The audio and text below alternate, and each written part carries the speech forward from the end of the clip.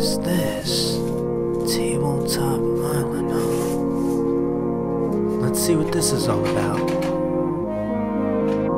Welcome to Tabletop Island. I'm Bernardo, your host, and today we're going to be getting into how to win at eBay. A lot of you guys have been really waiting for a video where I talk about some really solid techniques and key points to look at for eBay and to add to your kind of repertoire of decision making and how you approach getting good deals. And man, do I have a lot of knowledge for you guys and a lot of tips and tricks because I get some pretty crazy deals, but let's get into this. So the first thing I want to talk about is a little bit on how bidding works. So you can bid on an item, and then after you bid on an item, a lot of people aren't aware of this, you can keep making higher bids or make kind of a maximum bid. So let's say I start off at $20 is my bid, but then I put it all the way up to 40.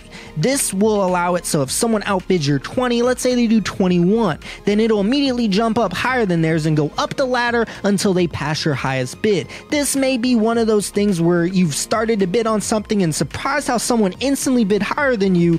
Like, how could they have just been watching you this whole time? That's not how they're doing that. And this is crucial for bidding, but I'll be honest, that's not typically what I go for. I typically go for buy it now or best offers. Now, just because it says buy it now doesn't mean they won't accept an offer via message, because a lot of the time they will, especially if they look like a private seller. Now, what do I say, you ask? This is where the psychology comes in play, but more so for best offer, but we're getting ahead of ourselves. Let's say the item is $60 and it has $12 shipping. I'll say something like this: hey, I'll give you $20 right now for blank item. Shipping's a bit high and it's not traveling very far since I'm in Maryland. If not, no worries. So there's a few key points here. One, they don't get offers because they don't have that option selected, and they haven't sold it because it's still for sale.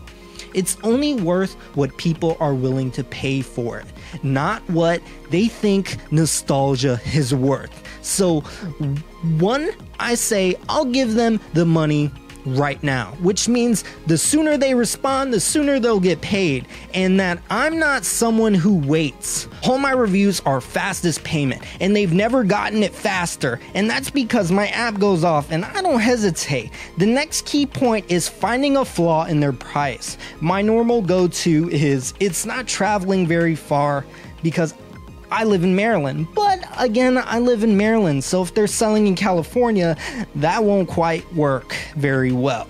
So for it from the pit, I'll give you an example here. I got it for $30 free shipping, and they were selling it for $120. I pointed out he was missing pieces, and missing the start cap for the monster. It's the little button that you press to start the monster, and that it wasn't complete. The box was destroyed and I was subtle. Little did they know, I found those pieces on eBay for $5 in an incomplete version of the game. LOL. But there's always a flaw. Now, if it's sealed, you gotta be tricky. For me, if it's electronic, I mentioned something like there's no guarantee the electronics still work due to age, so I'm really taking a gamble. There's always something, and other times I just give them a price and a hope.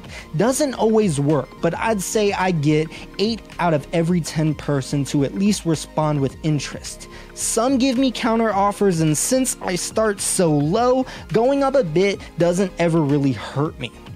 Now, let's talk best offers. These have a short and long game strategy. You must first understand if you really want a really outrageous deal, you must be patient and accept failure. My example was Forbidden Bridge. This game sells for over $100, if not $200 normally. And I wasn't much of a bragger at the time that I reviewed it, but I got it for $40 free shipping. I initially offered $35 and got brought up, but let's talk through this one because it's my best example. He initially said no, but by that time it was too late. I already knew the strategy that I needed to play here. I simply watched the item. Sounds simple, right? Well, this does a few things. One, it updated me on it, and two, it nags the seller. That's why you'll notice things you watch on eBay randomly send you emails of offers they send for, let's say, 20% less or something. It's because eBay will suggest it to help them sell it, much like it pushes you not to miss out on it. The other thing it does is tells you when they relist the item, and this is important for the long game. I have emails showing games stating the item relisted. I think you know where we're going here. I waited for the relisting and I made an offer again. I waited for the relisting and I made an offer again and called out the relisting times, or simply say, this is going to be the last time I'll make this offer. Noticed you listed it again, and while I'd like a complete copy, yours is in pretty good shape. If not, no worries. I had a few games I wanted first, but now I'm ready to buy this one now. This reminds them nobody is trying to buy it for the price that he has it for, and they may never get an offer anytime soon. And the most essential piece, I hope you at least walk away with, I'm ready to buy it right now. Now, let's say my final offer was $40 after previous back and forth was $35. And when I do back and forth, I typically give them the exact same offer back because I like to put down a stern foot. But at that point, it looked like the highest I could go. A lot of times when people make a counter offer, I'll simply respond with the same offer. Again, if they try higher again, I'll decline their offer, wait a bit, and then make the same offer again. State final offer in the comment. Now, I know this sounds ruthless, but it's not. It's business. I don't think nostalgia should be a price, and I surely didn't grow up playing these games. I want a chance to bring light to them and hopefully pave the way for others, because when peeps look what they sell for recently, they'll see mine, hopefully. The biggest takeaway here is don't be afraid to get declined. Step away from it and then revisit it again. And remember, add it to your watch list. But honestly, I hope these tips and tricks really helped you out in understanding just a little bit more on how I think on what really works for me. A lot of people are surprised at some of the deals I get, and some I get for outrageous prices. I feel like those examples were really good ones because they were kind of earlier on, and some of the other tricks I learned over time. I really wanted you to grasp a way to get better deals because I personally would love you to. Now, while I do this for board games, this may help you out with other things. You may have to find other ways of kind of anchoring that psychological aspect. But again, make sure to you focus on giving them the funds now. A lot of people see a lot of sellers kind of nag and wait to give them money for whatever reason. Maybe they do it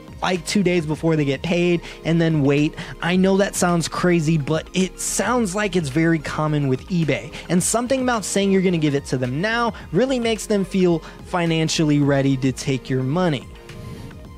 I'm telling you, man, this is business. Now, leave a comment, please. Let me know what you think about these. If you've learned any interesting tricks yourself, I'd love to hear them, or what your ideas are based on what I provided. They've really helped me out, and I hope you get some kind of value out of this, and this really helps kind of step your game up with getting better deals, especially in the board game world. I'm hoping you guys do find really good value out of this, because I know I sure have. But that's honestly all I have for you guys today. If you are interested in notifications, there is a bell up there somewhere. Please like, comment, and subscribe. I do appreciate any feedback.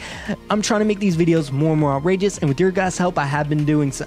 Monday, regular board game reviews. Wednesday, weekly updates / talks. And then on Fridays, my vintage board game reviews.